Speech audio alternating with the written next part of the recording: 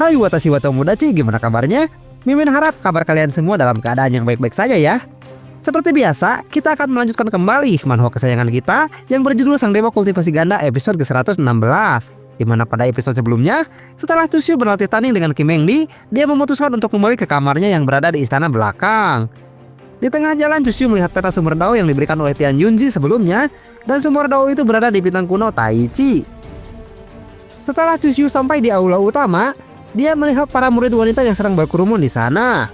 Dan setelah Chushu mendekat, dia merasa terkejut karena dua murid wanita yang ditemuinya 2 hari yang lalu itu sedang menjual stocking dengan berbagai macam motif yang terbaru. Tentu saja hal itu membuat Chushu merasa senang. Dalam hati dia bilang, sejujurnya aku ingin melihat semua murid wanita di wilayah Tanah Suci Taisu mengenakan stocking. Pasti mereka akan lebih mempesona daripada sebelumnya. Sementara itu, terjadi sesuatu di bintang kuno Taichi dan terlihat banyak ledakan di tanah. Dari salah satu lubang yang ada di sana muncul sebuah peti yang digunakan untuk mengurung seseorang yang dijaga oleh sesosok makhluk yang berbentuk bola mata. Terlihat orang yang ada di dalam peti itu ingin segera keluar karena dia tahu kalau bintang Taichi akan segera dibuka.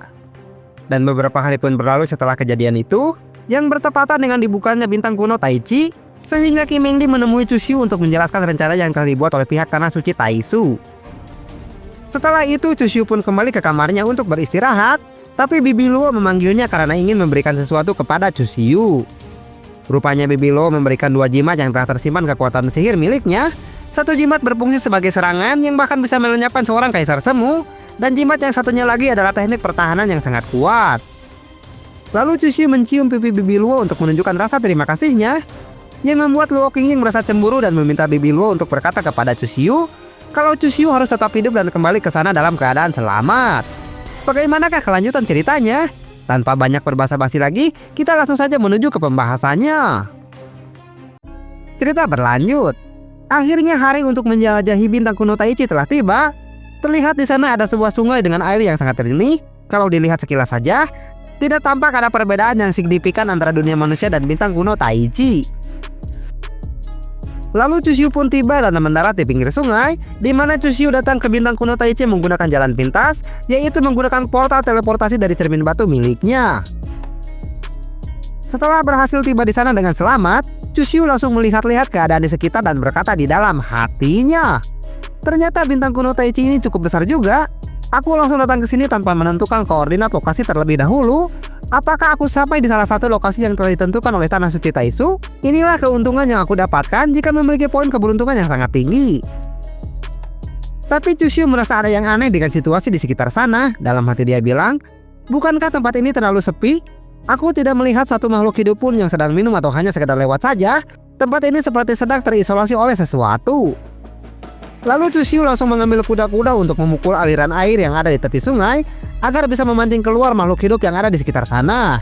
Karena Chushu berpikir, dia bisa memancing mereka yang sedang bersembunyi jika membuat kegaduhan di sana.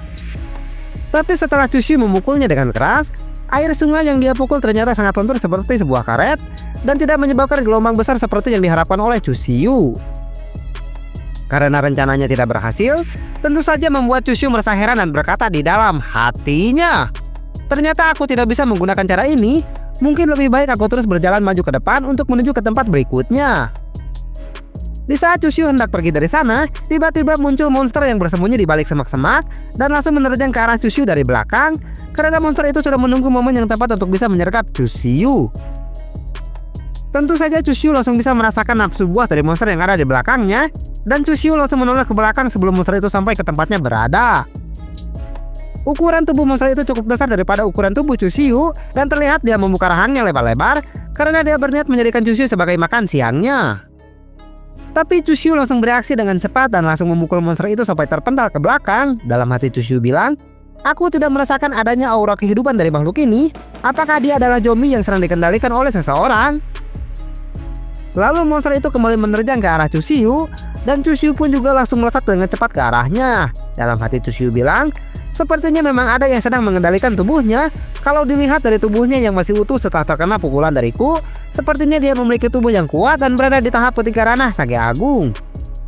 Karena pukulan Chushu tidak mempan kepada monster itu, Chushu menggunakan cara lain dan mencoba untuk membantingnya ke bebatuan yang ada di sana. Dia bilang, Meskipun kau memiliki tubuh yang cukup kuat, tapi apakah kau bisa menahannya kali ini?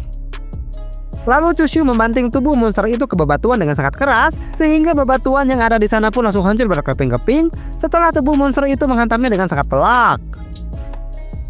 Akhirnya Chushu berhasil melumpuhkan monster itu karena kepalanya langsung hancur setelah Chushu membantingnya dengan sangat keras, dan terlihat cairan hitam yang mengalir deras dari kepala monster tersebut.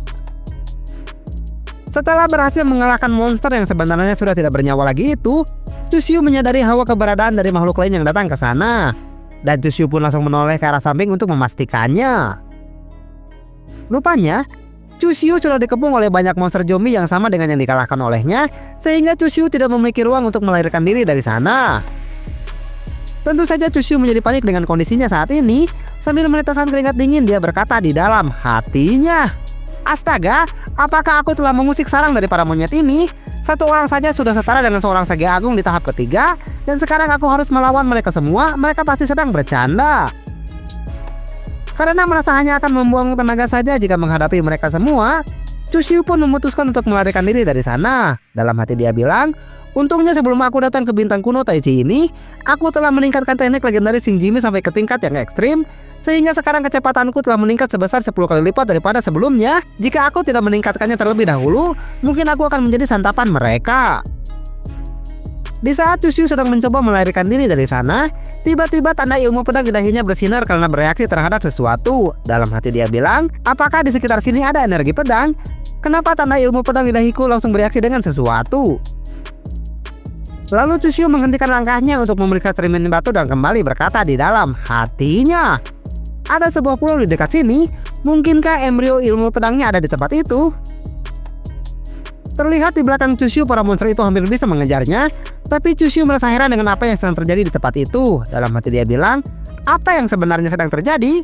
Kenapa air di sungai ini tiba-tiba menghilang begitu saja?" Chushu pun langsung dipindahkan ke suatu tempat yang tidak dia ketahui, karena sebelumnya Chushu sedang berada di sekitar sungai, tapi sekarang Chushu berada di tengah hutan yang lebat. Chushu yang masih belum mengerti dengan apa yang sedang terjadi, dia melihat ke area di sekitarnya, dan tempat itu tetap saja terlihat seperti sebuah hutan biasa pada umumnya. Di saat Chushu masih merasa kebingungan, tiba-tiba muncul seekor kucing hitam yang berada di atas pohon. Kucing itu bilang, "Akhirnya aku menemukanmu." Lalu kucing itu melompat ke bawah, dan Chushu sudah menyadari keberadaan kucing itu langsung menoleh ke belakang. Sesaat sebelum mendarat di tanah, kucing hitam itu langsung berubah bentuk, dan terlihat kakinya telah menjadi kaki seorang wanita, yang membuat Chushu langsung meningkatkan kewaspadaannya. Kucing hitam itu berubah bentuk menjadi manusia binatang dengan rambut berwarna pink. Dia bilang, "Tidak usah terlalu waspada seperti itu, wahai orang luar. Aku adalah penjaga hutan ini, dan jika kau ingin keluar dari tempat ini, kau membutuhkan bantuan dariku." Lalu gadis kucing itu langsung merangkul Chushu tanpa merasa malu sedikit pun. Tapi Chushu yang sudah sangat berpengalaman dengan hal seperti itu, dia bisa mengendalikan dirinya agar tidak tergoda dengan rayuannya. Tapi di dalam hati Chushu saat ini dia sedang tersenyum dan berkata, "Seekor gadis kucing, aku tidak menyangka kalau penduduk asli bintang kuno Taichi akan memiliki penampilan yang cukup menarik seperti ini." Gadis kucing itu pun turun dari pangkuan Chushu karena Chushu ingin menanyakan sesuatu kepadanya. "Ngomong-ngomong, di mana sebenarnya tempat ini? Dan bagaimana caranya untuk bisa keluar dari sini?" Si gadis kucing menjawab, "Kalau kau ingin tahu di mana sebenarnya tempat ini, aku sendiri pun tidak mengetahuinya." Si gadis kucing kembali mendekat ke arah Chushu dan melanjutkan perkataannya, "Sungguh suatu keajaiban kau bisa menyeberangi sungai itu dan sampai ke tempat ini. Karena kau sangat ingin mengetahuinya, aku akan memberitahukannya kepadamu." Lalu gadis kucing itu menjelaskan tentang bintang kuno Taichi. Dia bilang, tidak diketahui secara pasti kapan bintang kuno Taichi ini lahir, tapi kisaran waktunya sekitar beberapa puluh ribu tahun yang lalu. Pada saat yang bersamaan, 5 dewa juga terlahir, yaitu Dewa Naga, Dewa Belantara, Dewa Hades, Dewa Petir, dan Dewa Angin. Mereka dilahirkan dengan memiliki kemampuan yang tertinggi, sehingga mereka disembah oleh semua penduduk yang memiliki akal sehat di bintang kuno Taichi ini. Pulau tempat sekarang kau berada ini, dan danau yang berada di luarnya, semua itu dibangun oleh Dewa Belantara atau Dewa Alam Liar. Sambil menatap Chushu dengan tatapan birah, gadis kucing itu kembali berkata, "Alasan kau datang ke tempat ini pasti karena tertarik dengan embrio pedang bawaan." Dengan wajah dinginnya Chushu menjawab, "Ternyata kau mengetahui banyak hal juga ya." Gadis kucing itu kembali berkata, "Karena aku sudah lama tinggal di pulau ini, jadi aku mengetahui beberapa rahasia di dalamnya. Ikutlah denganku, aku akan membawamu untuk keluar dari tempat ini." Lalu gadis kucing itu menarik tangan Chusyu untuk ikut bersamanya. Dia bilang, kau harus mengikuti jejak kakiku agar bisa keluar dari sini. Karena jika tidak, kau akan terjebak di sini selamanya. Chusyu pun bertanya kepadanya, lalu untuk tujuan apa Dewa Alam Liar menciptakan pulau ini? Gadis kucing itu pun berhenti sejenak untuk menjawab pertanyaan dari Chusyu. Sambil menghela napas dia bilang, ini adalah tempat pemakaman dari Dewa Alam Liar. Karena dewa sekalipun akan menemui ajalnya jika saatnya sudah tiba. Aku merasa sangat sedih jika mengingatnya kembali. Tapi Chusyu tidak peduli sama sekali dengan kisah itu dan kembali mengajukan pertanyaan. Aku dengar ada dewa naga yang tinggal di rawa Tabar Ujung. Bagaimana dengan hal itu?